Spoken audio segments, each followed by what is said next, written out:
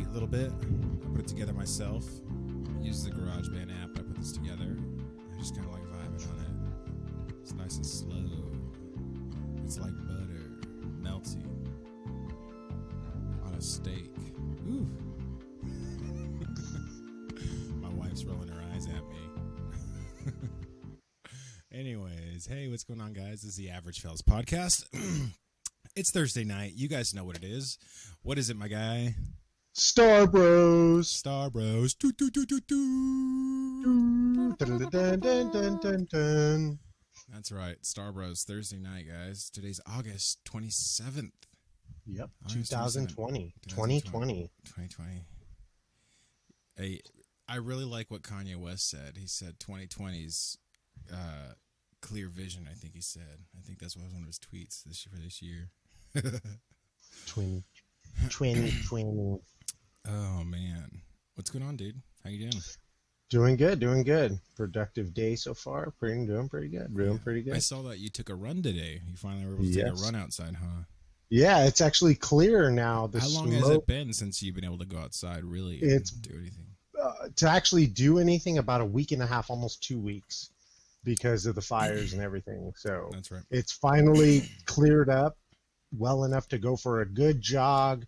Air quality is a lot better than it was a week ago. So, yeah, ladies and gentlemen, if you didn't catch last week's episode, last Thursday we visited my parents for the weekend, and we got to spend some time with them. It was good, caught up with them and stuff. But yeah, there's just in the middle of California being on fire, so I drove down I-5 from SoCal, took I-5 all the way back up to Santa Ana, California. It's right off of I-5. You can't miss it. There's the mission there. Anyways, I went up I-5, and as I kept going north, the air quality and just the way the sky looked just got darker and browner and just dirtier. It was all the ash and stuff. And so last Thursday, stuck. Yep, in the valley. Last Thursday, I pulled into my parents' neighborhood, and I noticed that there was a bunch of ash all over the sidewalk on top of the car. So, you know, you typically go work out and stuff, right? Yeah, exactly. And for like almost 2 weeks, it was just garage workouts. Like, didn't do any running, just jump rope mostly. Yeah. Because the air quality was just so horrible, you couldn't even go for a run. No. It would just get stuck in your chest. So I had to wait till everything died down before I could actually go. And today was actually the first day we actually had a proper run, where I actually felt like a good air quality for once, you know? Yeah. It's been a while. Better, it's been a minute. Better, not good, but better, yeah. Yeah. Anything else, man? Anything else to do? Anything new?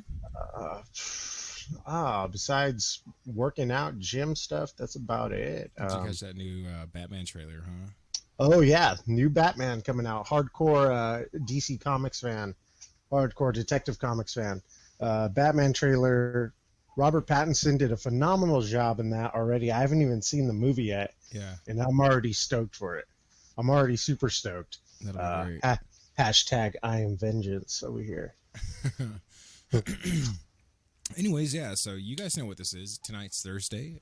It's Star Bros. Typically what we do is we watch an episode of The Mandalorian, and then we just kind of talk about it. We're leading up to the release of Season 2 of The Mandalorian. My brother and I are huge Star Wars fans. So, yeah, tonight we're on Episode 3. Isn't that right? Yep. The Sin. The Sin. I know, right? The name of this Sin. episode, The Sin. Oh, man. Last week we had our friend Pedro on. He joined us for the call, and that was super fun to be able to catch up with him. We really appreciate Pedro. You're always a bro. You're welcome to come back on the show whenever you want. Just shoot us a Facebook message. Yeah. Anyways, let's get into it. Episode 3, The Sin, man. Yep. Let's talk about some highlights. Let's talk about your favorite parts, maybe the worst parts. You know, because there's a lot to talk about in this. Especially there is so much. Yeah, when it comes to talking about big one about Mandalore, especially the Mandalorian, like yes. the legend of Mandalorians. Right, we get a lot of information in this episode, so it's really exciting. So yeah, first thing we realize, episode 3, The Sin. Mando is delivering the package back to I think his name's Grief. Is that his name? I can't remember his name. Carnigan Grief. Oh yeah, Grief Carnigan. Yeah, so Grief Carnigan. He's bringing the package back, which is Baby Yoda, right?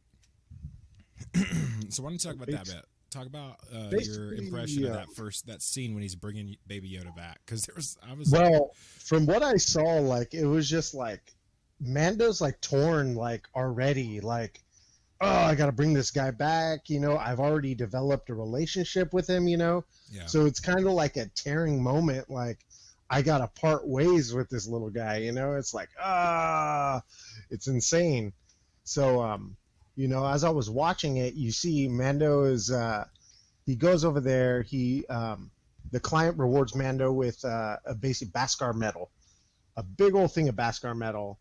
He gets and so if you guys, like I said before, Beskar medal is their trade. That's their medal for their weapons, their gear, all their armor. It's highly prized. It's a highly prized alloy that the Mandalorians cast their armor out of. Basically, and they basically use it to form new armor. And the cool thing about it is the smelting process is served to increase the strength of the natural ore. And the Mandalorian metalsmith is guards the secrets of the forging Beskars from outsiders. So they're the only ones that know how to forge Beskar. That's why you that's why you only find Mandalorians with these particular types of weapons. You know, because it's a specific way how they forge the weapons. Did you catch the blades that they had in their fight? There was a little bit of a skirmish. So basically, well, yes, we'll get into that. But let me speak on the Mando's feelings real quick. What I really enjoyed was seeing that, like you said, he was torn. He was making a decision, and you kind of seen that like. There's no facial expressions because it's just a mask, right? He's wearing his helmet, so you don't get to see I felt the expressions, but you can feel it. There's like this weird dynamic that I think Pedro Pascal, he puts into this character, even though he doesn't show his face, he doesn't talk a lot. There's like these weird moments where you can see the dynamic between him and Baby Yoda sort of change. So at first, like you said, his relationship is kind of growing, and they feel sort of attached now because Baby Yoda used his powers to save him, right? Yep. And then now you see him, he's turning him in, and he's turning in to collect his bounty, and he almost doesn't acknowledge Baby Yoda at all. You know? And the whole time that's happening, dude, my heart was breaking when he turned him over. I was like, no, Baby Yoda, you let him go. Yeah, and it's funny because Courtney was like, "Oh my God, you and your brother," and just just over the top about Baby Yoda. I was like, "Yes, we are." It's Baby Yoda. Like, this has never happened before. Like, come on, it's Baby Yoda. So, anyways, he collects his bounty, right? And what I thought was funny though is, I saw a behind the scenes thing on the episode today. I was like watching some behind the scenes stuff before the podcast, so I can get some more information about the show. You know, my Star Wars knowledge there's a lot there, but there's just not enough. So I wanted to kind of. Mine's Google. Yeah, mine's Google. I Google everything. But anyways, the safe that they transported the Beskar metal in is actually an old like ice cream maker from like the 70s or something like that. That's what I heard. I heard that little contraption where they unlock it. It's the locket, right? It's the thing that holds the Beskar metal. The thing that they unlock and they open it up, it just kind of like it falls open. And that was like an old like little kitchen thing, like you can make a homemade ice cream out of. That's so awesome. That is pretty cool. Oh, did you know? Real quick. Go ahead. I just want to say shout out to Grant Imahara, one of the Mythbusters. Rest in peace. He passed away earlier this year, but he did work on Baby Yoda stuff too. And so yeah, that's an interesting fact. It's actually that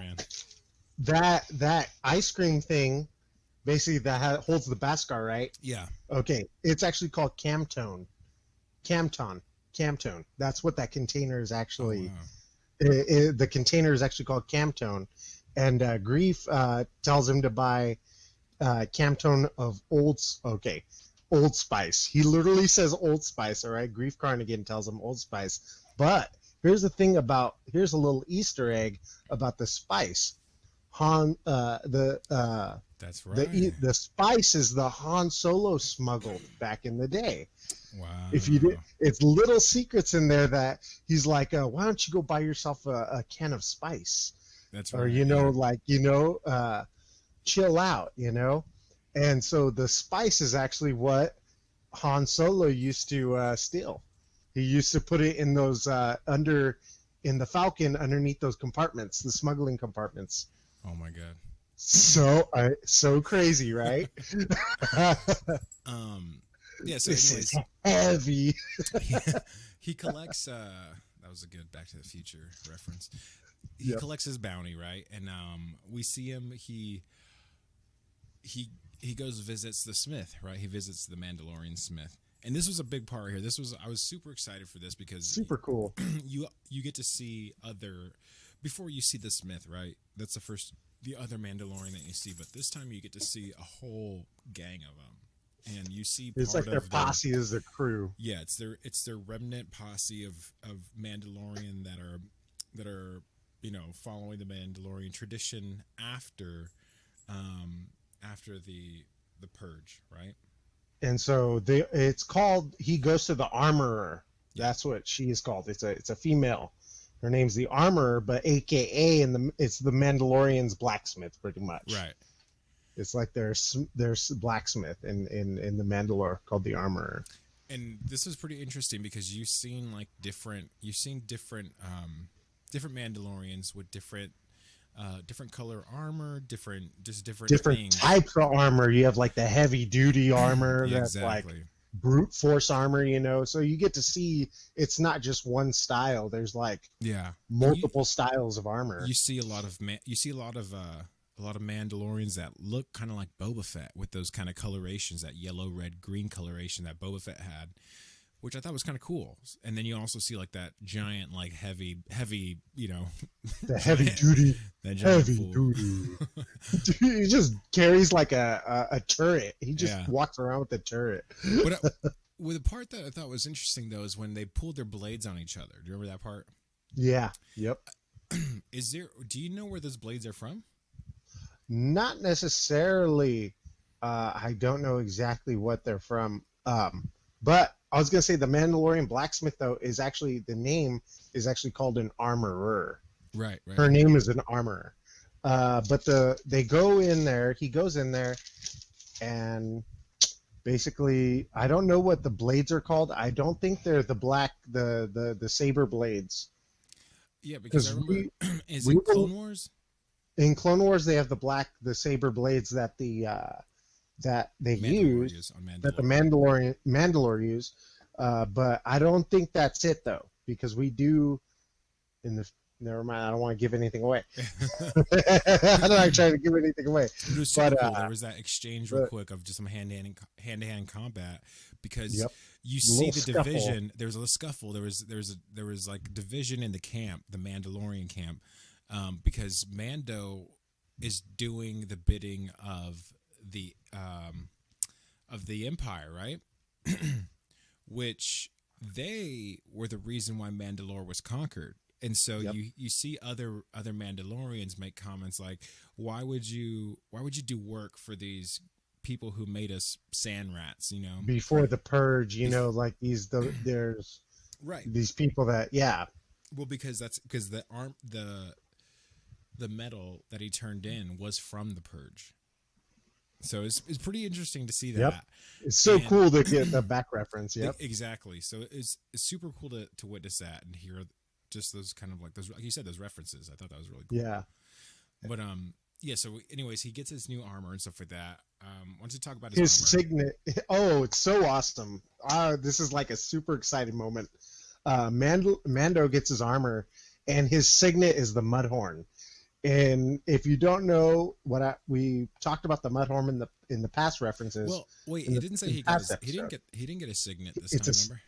He didn't get it because he got the whistling birds. The whistling birds. He was supposed to get the Mudhorn though. Yes. Remember? He was supposed to get the Mudhorn, but he was supposed to get that as his signet, but he ended up getting the Whistling Birds made. Right. Because, yeah, exactly. Which I thought that was super cool because later on in the episode, you actually get to see him use it. Yep. And while he's getting everything forged, he's getting, getting his armor forged. His mind, he's thinking, and he's thinking of memories to his life as a child. Right. And basically. Well, it gave us some hints though, because we did see familiar faces in those memories. Can you talk about that? Well, the crazy thing is the destruction of his home. It shows visions of his mom and dad running from the Federation droids. The Federation droids, exactly. And so you get a little taste of okay, so this guy's alive with the Federation too. He was alive. He's a kid. And you get to see the Federation droids are in there. And so it's okay, so this isn't too far-fetched, from, even though this is after the timeline's kind of at this point, it's whoa, that you got to see this. Though. It makes sense, though, because he's basically, the Mandalorian would basically be, he's older than Luke Skywalker. Yeah, exactly. He's older than Luke Skywalker because he was born before Luke Skywalker by... Who knows? I want to say that's the timeline's all we don't know yet. Yeah, because we know that because we've seen the Federation robots, right? The Federation, exactly. Federation so it kind of gives us a hint of how old he really is. Yeah. Okay, this is before the Great Purge. This is during the Federation too. Exactly. So it's okay, we're kind of seeing now how old Mando really is. And you see his mom and dad running from the Federation droids. His parents actually hide him in a cellar. It's like a underground hole underneath the house. Mm-hmm. Underneath the, and which is crazy because it's oh snap, this is Mandalore, and Mandalore's known to be they're brutes. These are warriors. They're supposed to be top dogs. Top dogs, and they're getting destroyed by the Federation. And it's holy snap, they must have had something happened. Something really, this is going down. It's going down. You know what? I'm excited. I'm excited to see more of that sort of unfold. I know that later on in this season, if you haven't seen Mandalorian yet, there's spoiler alert. There's going to be spoilers on the show. Okay. Yep. But later on in the season, we'll learn more about Mandalorian's past as his childhood. So really excited to kind of go through that again. But I'm also excited too because season 2, they're supposed to be showing Boba Fett. Boba Fett's supposed to be in season 2. Boba Fett's supposed to appear. He's supposed to come in. Which is gonna be, I'm super stoked for that. That's the first taste of what a bounty hunter should be like, right? Yeah. You kind of see him. He was a little quirky in the originals, but I was super excited to kind of see that. So that's a character from the past too. So he's obviously from the original Star Wars, but it's cool that this story is gonna overlap with it. One of the cool things though, after you hear about all this stuff about his armor, about his new weapons that he gets and stuff, he goes and he visits Carl Weathers' character. I forget his name. Grief Carnigan. Oh, is that his name? I'm sorry. A.K.A. Carl Weathers. Yep. Yeah. So Carl Weathers' character, right? So he goes to him, and he basically walks in there, and people start to kind of look at him because he's wearing his new armor and stuff. His legendary gear, so it's he's the new guy. This guy just got upgraded. He's wearing that Gucci armor. Exactly. So everybody's looking at him. He's kind of the new guy, oh snap, because he got his riches and reward. Right. Basically, he's the only one that could bring in that brought in that bounty. And it was the biggest reward that if you didn't catch it, any bounty hunter had ever received. In that region, right? In that region, that was one of the biggest prizes. But he also says he asked him how many fobs he gave out. He's how many of these tracking fobs did you give out though? Because there's, he's just like, well, what do you, it's business is business, kind of like, that's the sort Yep. of, the take that they got, right? And Grief Karn gets rich off of his back because he fulfills this huge order, right? This huge bounty. He actually, there's more money behind it than the reward for it gives suspicion to all these bounty hunters, right? They're like, why, why are they interested in this little baby Yoda, So you kind of catch that drift when he walks back into the cantina and he gets his next bounty, right? Which his next bounty is going to be that bounty that he collected was a somebody from is one of the Mon Calamarian he's a water character guy. Yeah. So he's a Mon Calamarian character, which is like the fish species of characters in Star Wars, and they're actually the characters that build the Rebel Alliance's ships. That's where they're actually manufactured. Is on their planet. So that was cool. The crazy, yeah. That's a cool little interesting fact there. But after that, though, you actually get to see where Baby Yoda has been this entire time, right? There's some crazy looking doctor has him. He's doing some stuff. Yeah. Why don't you pick us up from there? Pick up from there. Where basically, Mando pretty much asked him, like, hey, what's going to happen to Baby Yoda? What's going to happen to the kid?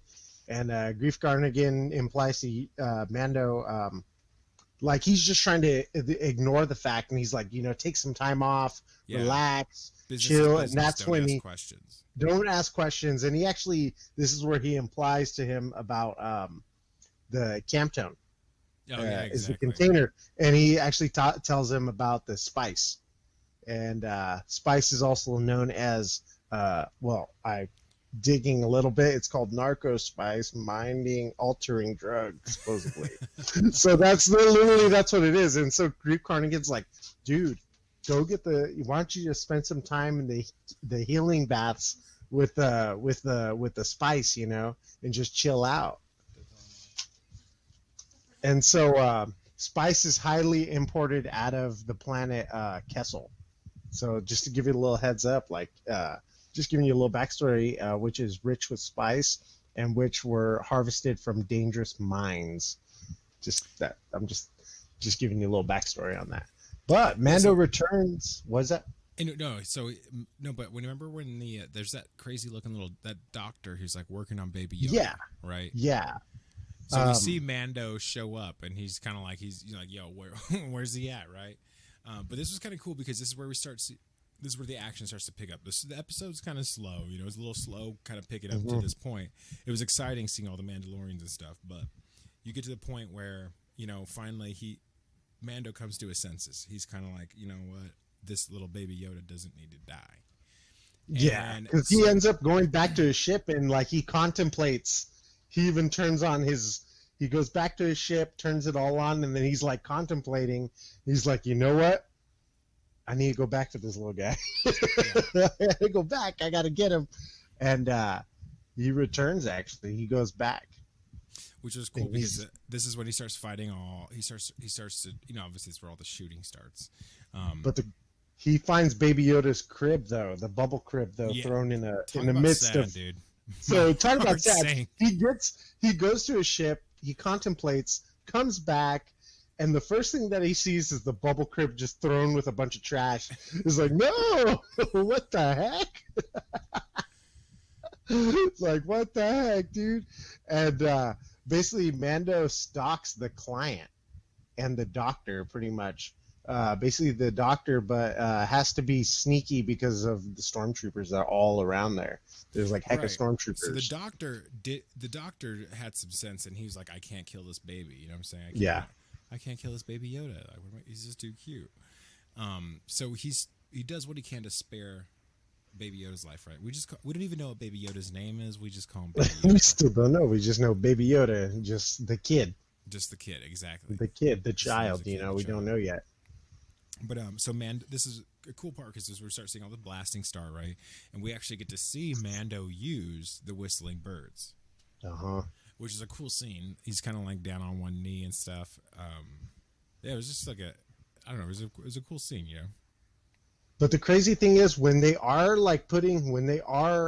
running tests on Baby Yoda, you could see there's this red it's like a red beam, and it's going up and down his body, and kind of feeling like they're checking to see if he's a Force user or not. Like, they're already looking for something, you know? Like, you don't. Yeah. There's like a red beam that goes up and down his little body. Well, they said they needed to extract something out of him, right? Exactly. And so it's like, what are they trying to extract the for? What's His going on here? The metachlorians, you know?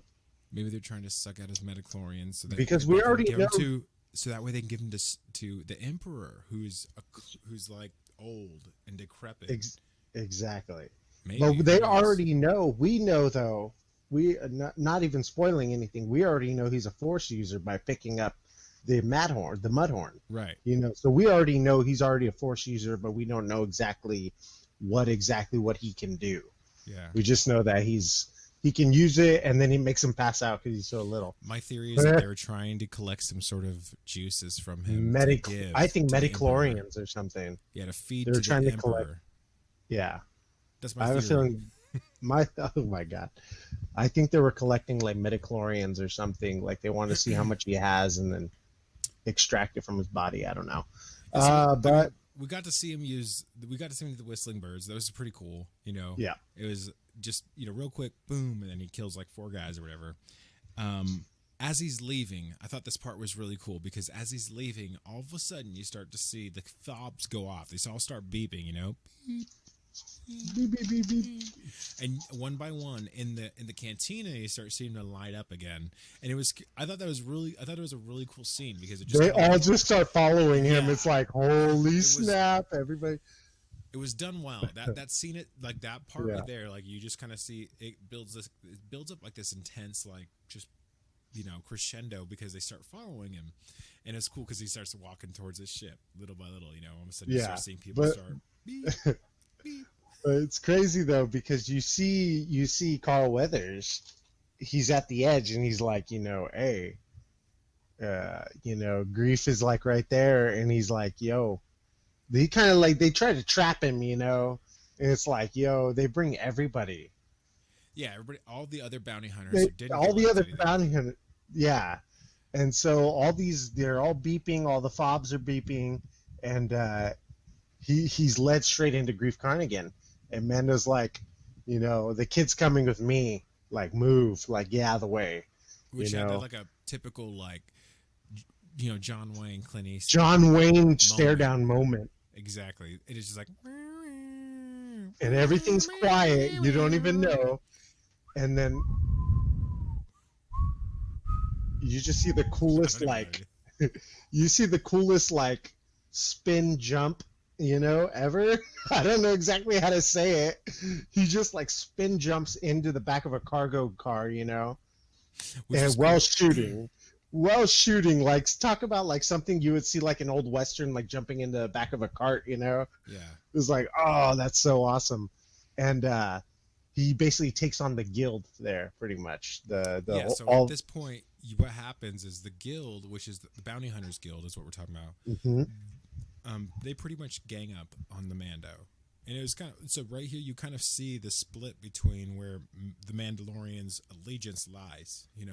Does he follow the guild? Yeah, this is a place of employment, but he's also has to be true to the Mandalorians. So he's like cut in between. So it's like, oh snap! Which at this point, which is the highlight of the episode. Right? Mm-hmm. The entire crescendo of the episode. This is the part that everybody wanted to see. Like, this was exciting to see. Out of nowhere, you see the rest of the clan just jump in. Jumps in. You just see the rest of the there's, I don't know how many Mandalorians are left, but you all see. There's a lot of them. Yeah. There's still a good amount of Mandalorians. Like they said, there's the Great Purge. A lot of Mandalorians died back then, but there's still like a great amount of Mandalorians. Because they mentioned like younglings or something like that, like the foundlings. And I wonder what they are. I wonder who the foundlings are. Yeah. That is an interesting idea to follow. Hopefully, we learn more about that in the next couple of episodes. Another thing that piqued my eye was that these Mandalorians have jetpacks. Yes. And so it's like, oh man, and they have like the heavy duty armor with like the turret guns, the mini guns, Yeah. But and they have jetpacks on it. I'm like, And then it got me thinking. I'm like, dude, when is Mando gonna get his? Exactly. You know, it was really cool to see because then that's like, you know, Django and Boba all over again. Django and Boba, you know, and like these guys come out of nowhere. Basically, Mando's like on the verge of like, I'm gonna risk my life to protect this kid, you know. Yeah. And he's all out shootout, and then the Mandalorians just swoop in, you know, and come to his rescue. I really hope which they is make, super crazy. They need to remake Battlefield, but they need to add Mandalorians in Battlefield. Mandalorians. That's what they need to do. Yeah. Just basically Battlefield with Mandalorians. That'd be cool. Or I was thinking like I've always been like thinking of like a, you know, what's it called? Like, was it San Andreas? What is that? What is it? The Grand Theft Auto. Grand Theft Auto, but like Star Wars version. You know, they need like a Grand Theft Auto Star Wars version. That'd be great. With the Mandalorians, an open world, exactly. Open world. But But the crazy thing, that one of the things it comes like towards, it's dwindling down to like the end of the episode. Yeah. Yeah. And Mando, basically, Grief Carnigan is like waiting at his ship, like kind of like, what the heck, like what's going on here? Like, yeah, that's right. He's waiting there, you know. He's waiting for him. It's like, what the heck, this guy? You see, they just got in a shootout. Yeah. He tries to flee, and then Grief Carnigan's kind of like waiting for him, like, oh snap, like it's gonna go down right now. Yeah, it was again. Exactly. So he was waiting at the ship and stuff. Of course, Mando finds a way out of it. You know, of course, a good guy. He's always going to find a way out. But what I thought was cool though is that he used that like the exhaust from, I'm not sure what it was, but he used the exhaust to sort of cover himself, and then he blasted him, right? And then he blasts Grief Carnigan, and it's like, oh snap, like kind of like give it that, I don't know, like he comes up with ways. He has a specific skill set of fighting, you know. Yeah, it's not that he's the best fighter. It's just that he has tricks. He has his ways. He has tricks, you know, and so it's like he got away with it again. He got away with it. He got away with it. Yeah, exactly. The birds you know, the whistling bird is a perfect example of that, right? So like when he was outnumbered, he had one trick up his sleeve. Literally, the whistling birds are in his the whistling sleeve. Birds. Yeah, and he triggers them. You see him actually like just flex his wrist really quick. And then obviously he triggers them and kills 4 people. But he always has these weird, just innovative ways of somehow finding a way, escaping by the skin of his teeth.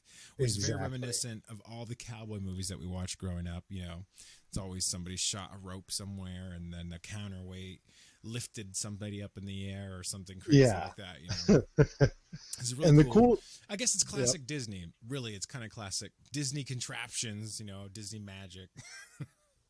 And then even like the contraption of Grief Carnigan, like you think Mando takes a shot, just blasted him. Yeah, blasts him.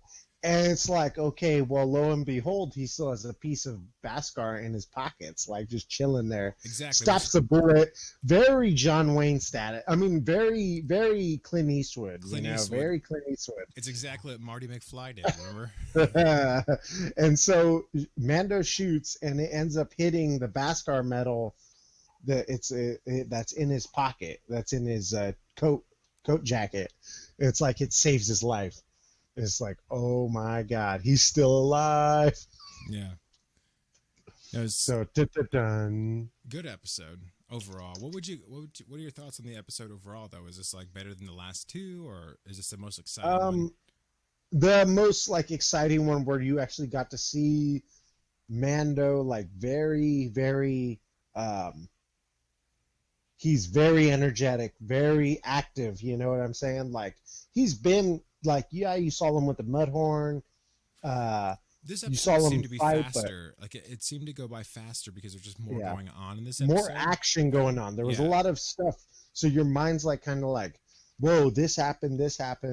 What's next? What's to come, you know? Yeah. And so, which is very cool because I like how every episode so far is kind of like, what's going to happen next? What's going to happen next? It's not like a throwaway episode. Right. Where a lot of seasons, a lot of different seasons have that. That Where is it's so like, true. oh, it's a throwaway episode just to fill up the slot. Like season And 5 of The Walking Dead. The whole season they spent on the ranch. Oh my God. Yeah. And so I agree with you.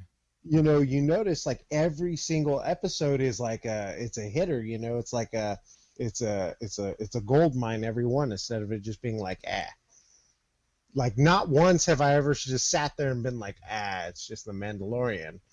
So far I've been like impressed, it's wowed me. Yeah, me too, man. I it's just exciting seeing this kind of like extended part of the universe, Yeah. Just adding more to the lore, which is good.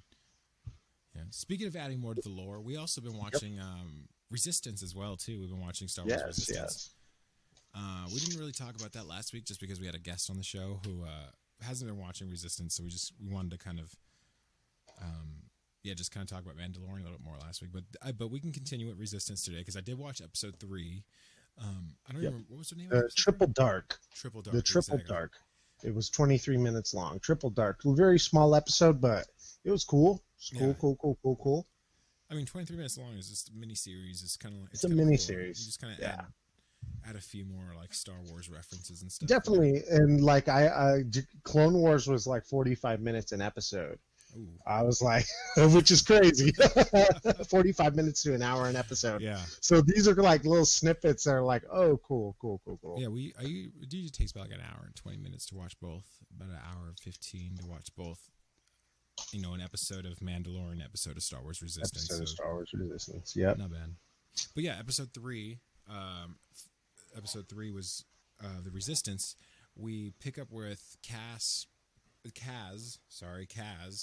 and he's still sort of like playing the role. He's still lying, pretending that he's some sort of star pilot mechanic guy. He's a great star pilot. Yeah, he's still going along with this lie, and it's starting to show a bit. It's starting to show his own team. A lot of the mechanics. The lead mechanic on his team is realizing, wait, this guy does not know anything about anything. But yeah, it's kind of it's a good fun episode. It's interesting because there was pirates in this episode. Yeah, and it's kind of cool to see that because they weren't. It wasn't the Empire. It was just random people. It was just a bunch of pirates, and you could see it. There was a guy wearing one of the pirates is actually wearing like a clone trooper armor, and one of them was wearing.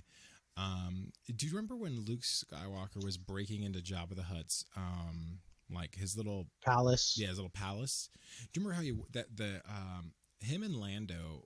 I think it was Lando Calrissian actually that was with him when they broke Han out of the palace. They wore those weird helmets. Did you remember that where it covers their mouth? It's Lando wears one of them. I think I don't know wears it exactly. Luke but we doesn't see wear it, but Lando wears it. One of the pirates in this episode actually wears that same armor. That same helmet. Exactly. The same armor. Yep. I thought that was really cool to see. That's cool. Yeah. Yeah. Yep. So it's little things like that these cartoons sort of add on to that. They just kind of show a little bit different side. Once again, this takes place on a city where they race, and so there you'll see different star pilots like Hype Phazon, which happens to be the coolest name in the galaxy. You'll see him, and they're flying. There's like a chorus where they have to fly through certain rings and stuff. So this is all taking place on this sort of like weird planet. It's like it's like a fueling station or something. I can't remember exactly. Well, it's like their place that they're in right now is it's like a repair shop right now. It's kind of like a car repair shop. They have where they're fixing ships and stuff. Right. That's where he's working. And basically, he's working right now with Niku. There's a guy there by the name of Niku. His like co-worker, pretty much. And basically, Niku talks to Cass about home and stuff. And basically, Cass's first assignment is repairing a ship. Kind of like they tell him, like, hey, your first assignment, this is where we're going to see where you end up, how well you do. You got to repair this ship or help out. You know what I'm saying? Yeah. So he's kind of like being like the the grunt of the group right now. He's the grunt. He's a gopher. He's a go. Yeah. He has to go pick up other supplies and stuff. Go pick up supplies. Go do this.